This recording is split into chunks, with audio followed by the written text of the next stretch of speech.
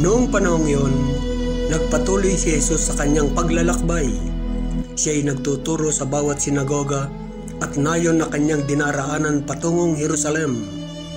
May isang nagtanong sa kanya, "Ginoo, kakaunti po ba ang maliligtas?"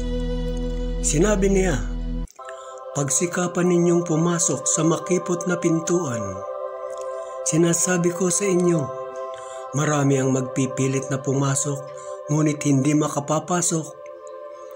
Kapag ang pinto'y isinara na ng puno ng sambahayan, magtitiis kayong nakatayo sa labas at katok ng katok. Sasabihin ninyo, 'Panginoon, papasukin po ninyo kami.' Sasagutin niya kayo, 'Hindi ko alam kung taga saan kayo.' At sasabihin ninyo, 'Kumain po kami at uminom na kasalo ninyo, at nagturo pa kayo sa mga lansangan namin.' Sasabihin naman ng Panginoon, 'Hindi ko alam kung taga saan kayo.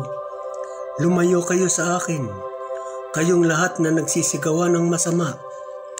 Tatangis kayo at magngangalit ang inyong ngipin kapag nakita ninyong nasa kaharian ng Diyos sina Abraham, Isaac at Jacob, at ang lahat ng mga propeta, at kayo na may ipinagtabuyan sa labas.